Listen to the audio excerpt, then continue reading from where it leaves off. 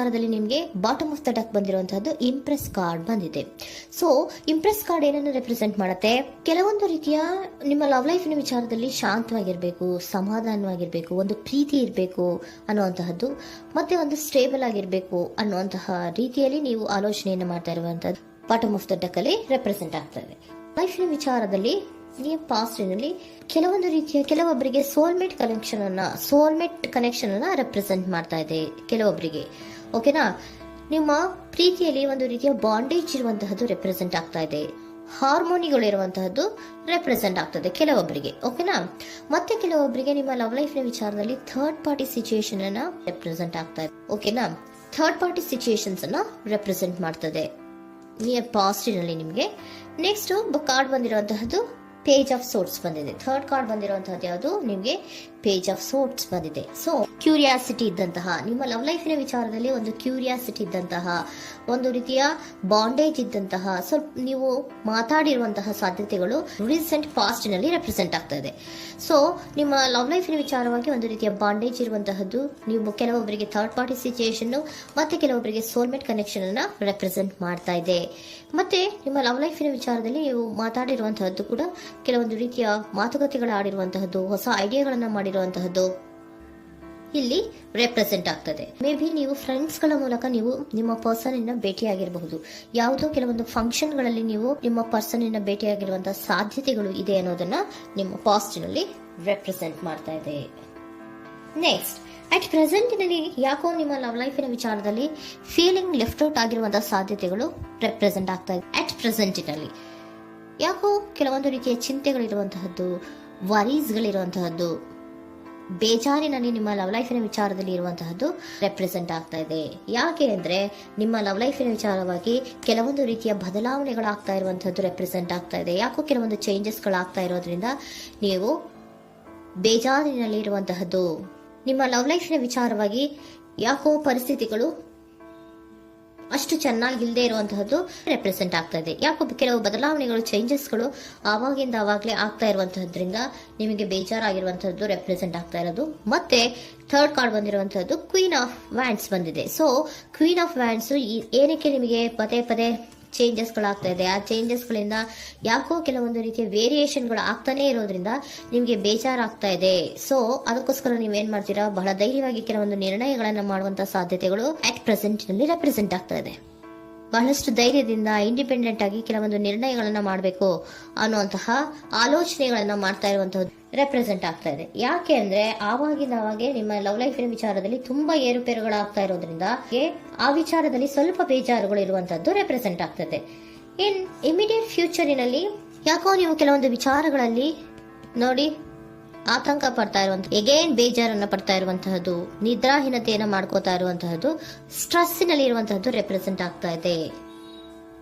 ಕೆಲವೊಂದು ನಿರ್ಣಯಗಳನ್ನು ತಗೊಳ್ಳುವಂತಹ ಸ್ಟ್ರೆಸ್ಗಳಲ್ಲಿ ಇರುವಂತಹದ್ದು ಕೆಲವೊಬ್ಬರಿಗೆ ಯಾಕೋ ಇಮಿಡಿಯೇಟ್ ಫ್ಯೂಚರ್ ನಲ್ಲಿ ಕೂಡ ರೆಪ್ರೆಸೆಂಟ್ ಆಗ್ತಾ ಇದೆ. ಆದ್ರೆ ಇಮಿಡಿಯೇಟ್ ಫ್ಯೂಚರ್ ನಲ್ಲಿ ನೀವು ಏನ್ ಮಾಡ್ಬೇಕಾಗಿತ್ತು? ಸೊ ಕ್ವಿಕ್ ಥಿಂಕಿಂಗ್ ಅನ್ನ ಮಾಡ್ಬೇಕಾಗಿತ್ತು. ಕೆಲವು ವಿಚಾರಗಳ ಬಗ್ಗೆ ನೀವು ಫೋಕಸ್ ಅನ್ನ ಮಾಡ್ಬೇಕಾಗಿತ್ತು. ಏನಾಗ್ತಾ ಇದೆ ನಮ್ಮ ಲವ್ ಲೈಫಿನ ವಿಚಾರದಲ್ಲಿ ಅನ್ನೋದನ್ನ ಫೋಕಸ್ ಅನ್ನ ಮಾಡಿದ್ರೆ ನಿಮ್ಮ ಲವ್ ಲೈಫಿನ ವಿಚಾರದಲ್ಲಿ ಕೆಲವೊಂದು ರೀತಿಯ ಫುಲ್ಫಿಲ್ಮೆಂಟ್ಗಳು, ಸಮಾಧಾನಗಳು, ಖುಷಿಗಳು ಇರುತ್ತೆ. ಯಾವಾಗ ನೀವು ಫೋಕಸ್ ಅನ್ನ ಮಾಡೋದಿಲ್ವೋ ಆಗ ನಿಮ್ಗೆ ಮತ್ತಷ್ಟು ಆತಂಕಗಳು, ಬೇಜಾರುಗಳು ಆಗುವಂತ ಸಾಧ್ಯತೆಗಳು ಇದೆ. ಇದು king of swords, nine of swords ಇನ ಕ್ಲಾರಿಫಿಕೇಶನ್ ಕಾರ್ಡ್ ಅಷ್ಟೇ. ಅಂದ್ರೆ ಏನು? ನೀವು ಕೆಲವೊಂದು ವಿಚಾರಗಳಲ್ಲಿ ಫೋಕಸ್ ಅನ್ನ ಮಾಡಬೇಕು. ಲವ್ ಲೈಫಿನ ವಿಚಾರಗಳಲ್ಲಿ ಫೋಕಸ್ ಅನ್ನ ಮಾಡಿ ಕೆಲವೊಂದು ರೀತಿಯ ಆಕ್ಷನ್ಸ್ ಗಳನ್ನ ತಗೊಂಡ್ರೆ ಫುಲ್ಫಿಲ್ಮೆಂಟ್ ಗಳಾಗುವಂತಹ, ಸಮಾಧಾನಗಳಾಗುವಂತಹ, ಖುಷಿಗಳಾಗುವಂತಹ ಸಾಧ್ಯತೆಗಳು ಇದೆ. ಕರೆಕ್ಟ್ ಆಗಿ ಮಾತಾಡಬೇಕು. ಏನ್ ಮಾತಾಡಬೇಕು ನಿಮ್ಮ ಲವ್ ಲೈಫಿನ ವಿಚಾರವಾಗಿ ಕರೆಕ್ಟ್ ಆಗಿ ಮಾತಾಡಿ ಕೆಲವೊಂದು ರೀತಿಯ ಕ್ಲಿಯರ್ ಥಿಂಕಿಂಗ್ ಅನ್ನ ಮಾಡಿ ಕ್ವಿಕ್ ಆಕ್ಷನ್ಸ್ ಅನ್ನ ತಗೊಳ್ಳುವಂತಹದ್ದು ರೆಪ್ರೆಸೆಂಟ್ ಆಗ್ತಾ ಇದೆ. ಓಕೆನಾ? ಇದಿಷ್ಟು ನಿಮ್ಮ ಕಾರ್ಡ್ಸ್ ನ ರೀಡಿಂಗು. ನೆಕ್ಸ್ಟ್, ಏಂಜಲ್ ಗೈಡೆನ್ಸ್ ನಿಮ್ಗೆ ಏನ್ ಹೇಳ್ತಾ ಇದ್ದಾರೆ ಅನ್ನೋದನ್ನ ನೋಡೋಣ. ನಿಮ್ಮ ಲವ್ ಲೈಫಿನ ವಿಚಾರವಾಗಿ ಏಂಜಲ್ ಗೈಡೆನ್ಸ್ ಏನ್ ಕೊಡ್ತಾ ಇದ್ದಾರೆ? ವೇಟ್ ಅಂತ ಹೇಳ್ತಾ ಇದ್ದಾರೆ. ಸ್ವಲ್ಪ ತಾಳ್ಮೆಯಿಂದ ಇರೋ. ಅವಸರದಲ್ಲಿ ಯಾವ ನಿರ್ಧಾರವನ್ನ ಕೂಡ ಮಾಡಬೇಡ ಅನ್ನೋದನ್ನ ಏಂಜಲ್ ಗೈಡೆನ್ಸ್ ಕೊಡ್ತಾ ಇದ್ದಾರೆ. It's up to you. ಇದು ಎಲ್ಲ ನಿನಗೆ ಬಿಟ್ಟಿರುವಂತಹದ್ದು. ಬೇಗ ಬೇಗ ಕೆಲವೊಂದು ನಿರ್ಧಾರಗಳನ್ನ ಕ್ವಿಕ್ ಥಿಂಕಿಂಗ್ ಅನ್ನ ಮಾಡಿದ್ರು ಕರೆಕ್ಟ್ ಆಗಿ ಕ್ಲಿಯರ್ ಥಿಂಕಿಂಗ್ ಅನ್ನ ಮಾಡಬೇಕು. ಸೊ ಕ್ಲಿಯರ್ ಥಿಂಕಿಂಗ್ ಅನ್ನ ಮಾಡೋದಕ್ಕೆ ಲವ್ ಲೈಫ್ ನ ವಿಚಾರವಾಗಿ ಸ್ವಲ್ಪ ಟೈಮ್ ಬೇಕಾಗುತ್ತೆ. ಅದಕ್ಕೋಸ್ಕರನೇ ಏಂಜಲ್ ಗೈಡೆನ್ಸ್ ನಿಮ್ಗೆ ಏನ್ ಕೊಡ್ತಾ ಇದಾರೆ, ಸ್ವಲ್ಪ ವೇಟ್ ಮಾಡಿ. ಇಟ್ಸ್ ಅಪ್ ಟು ಯು, ಇದು ನಿಮ್ಗೆ ಬಿಟ್ಟಿರುವಂತಹದ್ದು. ಪರ್ಫೆಕ್ಟ್ ಟೈಮಿಂಗ್, ಕೆಲವೊಂದು ವಿಚಾರಗಳಿಗೆ ಪರ್ಫೆಕ್ಟ್ ಟೈಮಿಂಗ್ ಅನ್ನೋದು ಅಥವಾ ಡಿವೈನ್ ಟೈಮಿಂಗ್ ಅನ್ನೋದು ಬರಬೇಕು. ಆಗ ಕೆಲವೊಂದು ನಿರ್ಣಯಗಳನ್ನ ಮಾಡಬಹುದು. ಸ್ವಲ್ಪ ನೀವು ಈಗ ಯಾವುದೇ ರೀತಿಯ ಅವಸರದ ನಿರ್ಧಾರಗಳನ್ನು ಮಾಡೋದು ಬೇಡ ಅಂತ ಹೇಳ್ತಾ ಇದ್ದಾರೆ. ಓಕೆ, ಸರೆಂಡರ್ ಕಾರ್ಡ್ ಏನ್ ಹೇಳ್ತಾ ಇದ್ದಾರೆ ಅನ್ನೋದನ್ನ ನೋಡೋಣ. So surrender, frustration doesn't open any doors. The key to resolving a dilemma, dissolving a block, is to take a breath, center yourself and regroup, so may approach the situation more calmly.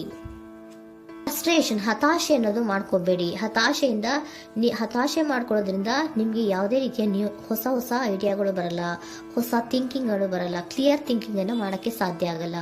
So ಅದಕ್ಕೆ ನೀವೇನ್ ಮಾಡ್ಬೇಕು, frustration ಅನ್ನ ಬಿಟ್ಬಿಟ್ರೆ ನೀವು ಸಮಾಧಾನವಾಗಿ ಯೋಚನೆ ಮಾಡಿ ಕೆಲವೊಂದು ನಿರ್ಧಾರಗಳನ್ನ ಮಾಡಿ ಅನ್ನೋದನ್ನ ಸರೆಂಡರ್ ಕಾರ್ಡ್ ಕೂಡ ನಿಮಗೆ ಹೇಳ್ತಾ ಇದ್ದಾರೆ. ಸೊ ನಿಮ್ಮ ಲವ್ ಲೈಫಿನ ವಿಚಾರದಲ್ಲಿ ಈಗ ಸ್ವಲ್ಪ ನಿಮಗೆ ಬೇಜಾರುಗಳಿರುವಂತಹದ್ದು, ಕೆಲವೊಂದು ಬದಲಾವಣೆಗಳು, ವೇರಿಯೇಷನ್ಗಳು ಆಗ್ತಾ ಇರುವಂತಹದ್ದು ರೆಪ್ರೆಸೆಂಟ್ ಆಗ್ತಾ ಇದೆ. ಸೊ ನಿಮ್ಮ ಲವ್ ಲೈಫಿನ ವಿಚಾರಕ್ಕೆ ಫ್ಯೂಚರಿನಲ್ಲಿ ಕೆಲವೊಂದು ಆಕ್ಷನ್ಸ್ ಅನ್ನ ತಗೋಬೇಕಾದ್ರೆ ಸ್ವಲ್ಪ ವೇಟ್ ಮಾಡಬೇಕು, ಕ್ಲಿಯರ್ ಆಗಿ ಥಿಂಕ್ ಮಾಡಬೇಕು, ಅದರಲ್ಲೇ ಆಕ್ಷನ್ಸ್ ಅನ್ನ ತಗೋಬೇಕು ಅನ್ನೋದನ್ನ ಹೇಳ್ತಾ ಇದ್ದಾರೆ. ಓಕೆನಾ?